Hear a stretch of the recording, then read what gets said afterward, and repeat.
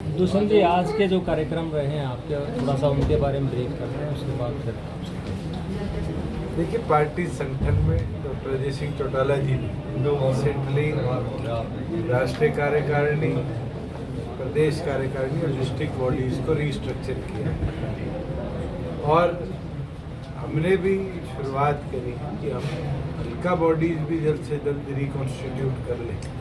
इसके ऊपर पार्टी अपनी कार्रवाई कर रही है।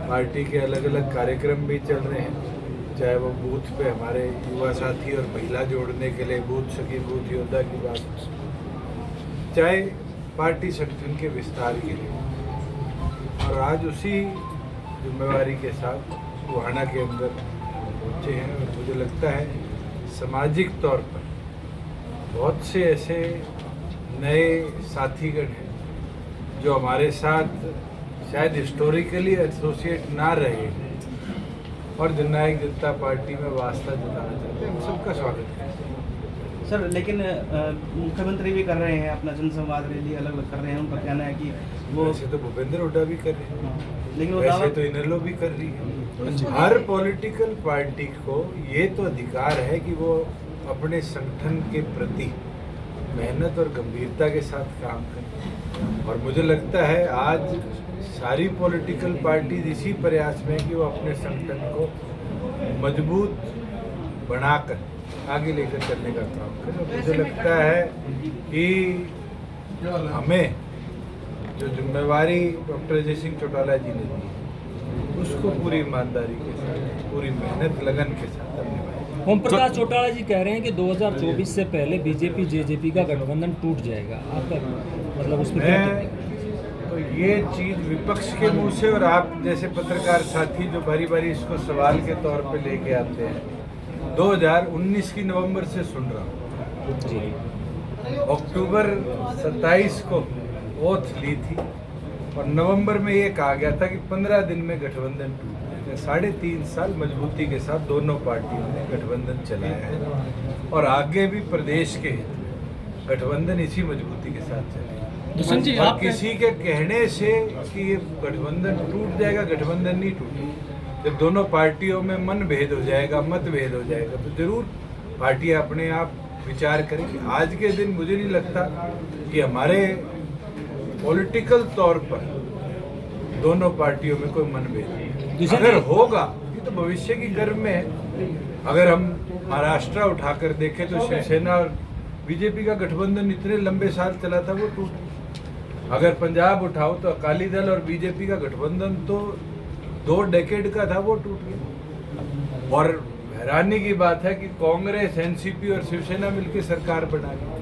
वो तो भविष्य है और भविष्य मुझे नहीं लगता कि हम में से कोई प्रिडिक्ट कर सकता। 2024 से पहले नगर पालिका, नगर परिषद और निगम के चुनाव होने वाले हैं सर, उसमें पार्टी अकेले चुनाव लड़ेगी या कि आज के दिन हर पार्टी हर सीट की तैयारी करे। पहले भी निगम के चुनाव हुए हैं और बाद में यही डिसीजन लिया गया, दोनों पार्टियां मिलकर लड़ेंगी। ये तो राजनीतिक तौर पर चर्चा करके भविष्य में क्या होगा उस पर कदम उठाएंगे। सर आप आज के दिन मानेसर हो, गुरुग्राम हो, फरीदाबाद हो, उनमें म्यूनसिपल कॉरपोरेशन के चुनाव ड्यू हैं और लगभग 10 ऐसी म्यूनसिपैलिटीज़ हैं और आगे फिर रोहतक के, आपके सोनीपत के, इनके चुनाव ड्यू हो जाते हैं। तो उसके अंदर भी पार्टी की गतिविधियाँ मुझे नहीं लगता कि हमारी कम है या भारतीय जनता पार्टी की कम है या कांग्रेस की कम है। सभी पार्टी अपने लेवल पर मेहनत करेगी। आप कह रहे हैं कि 99% जो है कॉमन मिनिमम प्रोग्राम आपके पूरे हो गए हैं, तो क्या फ़ायदा 2024 में देखते हैं? मैं तो ये मानता हूँ जनता के बीच में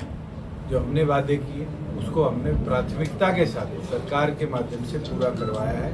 दोनों पार्टियों ने इतिहास में पहली बार पिछड़ी बैकवर्ड क्लासेज, जिनको हम बैकवर्ड ए कहते हैं, उनको यूएलबी और पंचायती राज में भी रिजर्वेशन देने का काम किया। आज महिलाओं को 50% हिस्सेदारी हमने दी।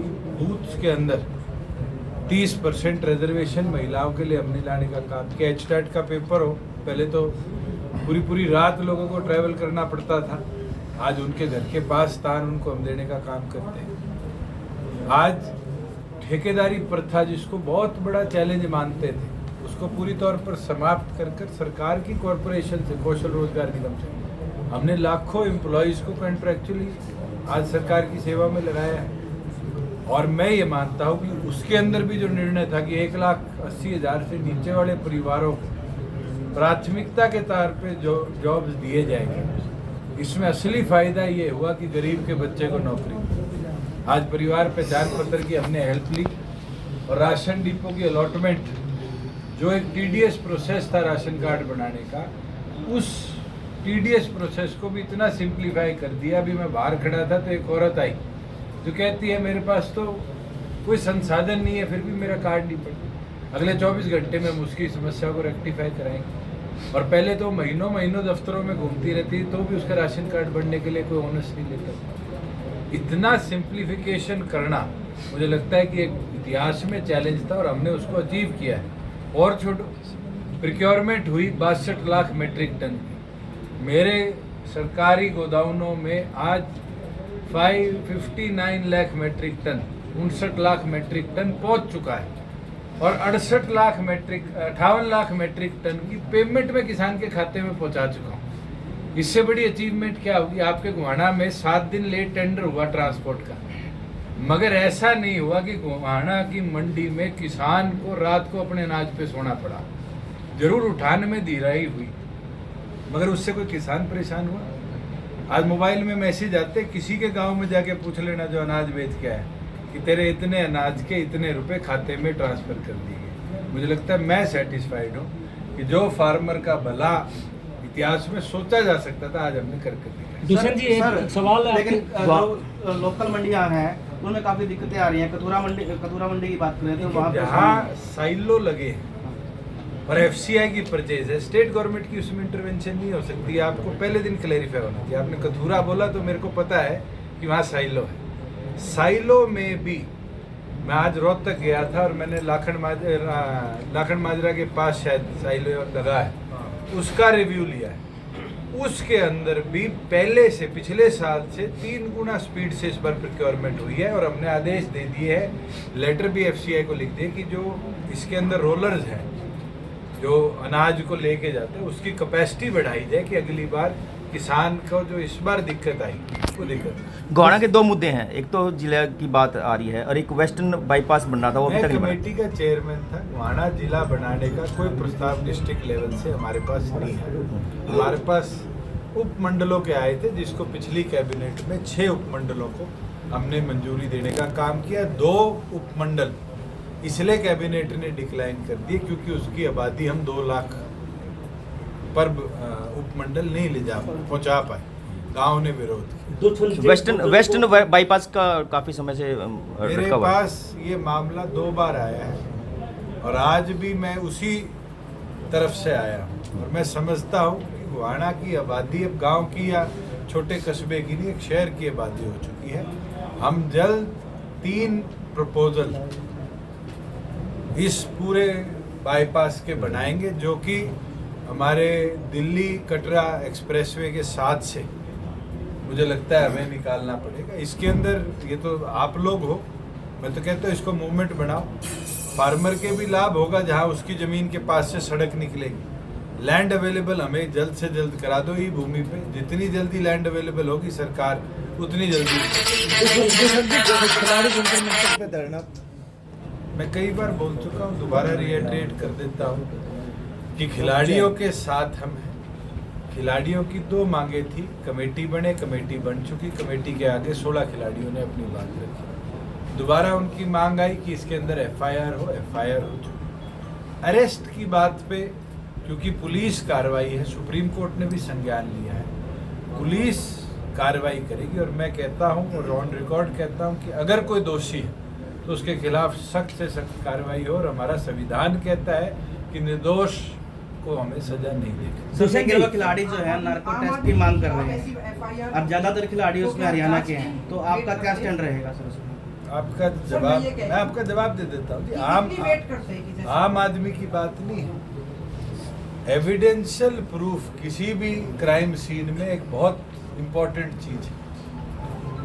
आज मैं जो कमेटी की रिपोर्ट जो बनी स्पोर्ट्स अथॉरिटी ऑफ इंडिया की, उसको आपको ऑन रिकॉर्ड नहीं बता सकता। जो एविडेंस खिलाड़ी पुलिस को देंगे, लेट पुलिस इंक्वायर। आज कोई मामला 6 साल बाद आया है क्या 6 साल पहले की व्यवस्था को आज की इमीडिएट व्यवस्था मानी जाएगी? और मैं इस चीज़ के लिए गंभीर हूँ क्योंकि खिलाड़ी हमारे प्रदेश के हैं, हमारे ओलंपियंस हैं, उनने हमारे देश का नेतृत्व किया है, हमें उनकी बात का भी सम्मान रखना चाहिए और हम खड़े हैं उनके साथ। मगर लेट इन्वेस्टिगेशन हैपन। आप और मैं पुलिस वक्त वाले तो है नहीं जो धाराएं पढ़ ले, इंटरव्यू ले ले और फैसला कर दे। दिल्ली पुलिस अपना काम कर रही है। अगर उनको लगता है दिल्ली पुलिस फेवरेबल काम नहीं कर रही, वो सुप्रीम कोर्ट तक गए, दोबारा एक अर्जी लगा दे कि किसी और प्रदेश की पुलिस को केस ट्रांसफर कर दिया। दुष्यंत जी, सीएजी रिपोर्ट को लेके भूपेंद्र हुड्डा सवाल उठा रहे हैं। मैं वेट कर रहा था आप ये सवाल पूछो। पहले तो मैं भूपेंद्र सिंह हुड्डा जी के ज्ञान को और उनके जो लोग सलाहकार हैं उनका धन्यवाद करूंगा कि कल उनने अपनी प्रेस कॉन्फ्रेंस में एक्साइज पॉलिसी में मेरे पे आरोप लगाया। आज ऑन रिकॉर्ड है कि भूपेंद्र सिंह हुड्डा के 10 साल में एक्साइज रेवेन्यू जो आता था उसका 4 गुना ज्यादा on record 4 times more 2,500 crore से 10,000 करोड़ रुपया हमारा एक्साइज रेवेन्यू। और अगर वो चैलेंज करते हैं तो मैं ऑन रिकॉर्ड तथ्य ला दूंगा कि उनकी सरकार में कितनी सीपरेजेस थी, कितनी पिल्फरेज थी, कितनी ज़्यादा शराब 2 नंबर में बिकती थी। और हमारे 3 साल के अंदर ऑर्गेनाइजेशन ऑफ द सिस्टम जो डिसऑर्गेनाइज था, हमने 6100 करोड़ से और 10,000 करोड़ को टच करने का काम किया। भूपेंद्र सिंह हुड्डा ने सीएजी की रिपोर्ट के आंकड़े बताए। सीएजी ने जो रिपोर्ट में चीज लिखी थी वो 2020 की हमारी पॉलिसी के एडवाइजेज को रीएट्रिएट किया था कि फ्लो मीटर लगे, जो कि अब सारी डिस्टिलरीज में 1 महीने में फंक्शनल होंगे। सीसीटीवी कैमरा लगे, जो कल वो कह रहे थे नहीं लगे, उनको बताना चाहता हूँ सीसीटीवी कैमरा प्रत्येक डिस्टिलरी पे है और इस साल की पॉलिसी में सीसीटीवी कैमराज सारे ठेकों पे और गोदामों पे भी मैंडेटरी है जी। उनने कहा कि सारी चीजों का ट्रैक एंड ट्रेस किया जाए। आज भी कोई गाड़ी कितनी शराब की पेटियां लेके जाती है और गोदाउन में कितनी पहुंचती है, सब एंट्री एग्जिट परमिट के थ्रू सरकार मॉनिटर करती है। कोई एक केस उनके पास हो तो हम सख्त से सख्त सजा वहां पर उस अधिकारी को देंगे जिसने लीकेज करा। हमारे गवर्नमेंट के अंदर जो इनके टाइम पे ठेकेदार सरकार का पैसा चुकाए बिना भाग जाया करते थे, और रिकॉर्ड दिखाऊंगा तो 2009 से लेके 14 तक में 250 करोड़ रुपए आज भी ड्यू पड़ा है इनकी गवर्नमेंट का, जो ठेकेदारों का बकाया है सरकार को। पिछले 2 सालों में एक कॉन्ट्रैक्टर नहीं है जिसने सरकार का 1 रुपया चोरी किया। हमने सख्ती करी, सख्ती का रिजल्ट आया और इस साल और सख्ती करेंगे। जो प्लास्टिक की बोतलें बिकती है इसको पूरी तौर पे बंद कर ग्लास बॉटल लेके आएंगे। प्लस मॉनिटरिंग के अंदर जितने हमारे लिकर वेंड्स हैं सब में पर्ची जो पीओएस से निकलती है, पॉइंट ऑफ सेल की पर्ची, उसको औपचारिक रूप देंगे। अगर कोई बिना पर्ची के शराब बेचता पाया गया तो उसका वेंड भी कैंसिल करने का काम करेंगे। भूपेंद्र सिंह हुड्डा जी के राज में मुझे पता है कि कैसे पूरे जिले को सब डिवाइड करके एक एक आदमी को हाथ से अलॉटमेंट की जाती थी। और अगर वो चाहेंगे तो मैं खुल के 1 to 1 भी उनके साथ भी, और फैक्ट चाहेंगे तो प्रेस नोट के माध्यम से भी एक एक चीज़ का फैक्ट उनके कर दूँगा। मगर मैं उनका धन्यवाद करूँगा कि वो अपनी सरकार की कमियां कल जरूर प्रेस कॉन्फ्रेंस। सर, इनेलो की यात्रा जो है गोहाना पहुंची थी। अभय सिंह चौटाला कह रहे थे कि अब की बार परिवर्तन यात्रा के दौरान जो है उनकी सरकार बनेगी, दावा कर रहे हैं। दावा तो सारे करते हैं। राशिद भैया को नई जिम्मेदारी दी गई है जिला अध्यक्ष की। पदम सिंह डॉक्टर अजय सिंह चौटाला जी का आभार प्रकट करता हूँ कि सीनियर मेहनती और फॉर्मर जिला परिषद चेयरमैन राज सिंह जी को जिम्मेवारी दी है। और मुझे लगता है सारा संगठन अब और मेहनत करके सोनीपत जिले को मजबूत करें। दुष्यंत जी, गोहाना में आप आए हैं। गोहाना हल्के के जो अध्यक्ष हैं उनकी माताजी का आज देहांत हुआ है। बिल्कुल अब जाएंगे, मेरे को अभी पता चला है 4 बजे संस्कार है और वहाँ सारे साथी इकट्ठे ही यहाँ से जाएंगे। दूसरा सर, जी, जिस पीछे- प्रकार से किसानों के हित के लिए आप ट्रैक्टर लेके संसद में पहुंचे थे, उसी प्रकार आज प्रदेश का भूतपूर्व सैनिक जंतर मंतर पर OROP की मतलब खामियों को लेकर जो जंतर मंतर पर बैठा है, वो अपना मेरे पास जी आज से पहले जी किसी फौजी साथी ने उसके रिलेटेड कोई बात रखी, कोई रखेंगे तो जरूर मैं केंद्र की सरकार से उस बारे में चर्चा करूँगा। आपका एक बयान आता सर, भूपेंद्र सिंह हुड्डा आपको खतरा मान रहे हैं। भूपेंद्र सिंह हुड्डा के लिए आप सारे मान रहे हैं, वो क्यों मान रहे जी हैं? 35 का मैं हूँ, 70 वालों को दिखता है उनकी जगह बैठे हो तो खतरा ही है उनके।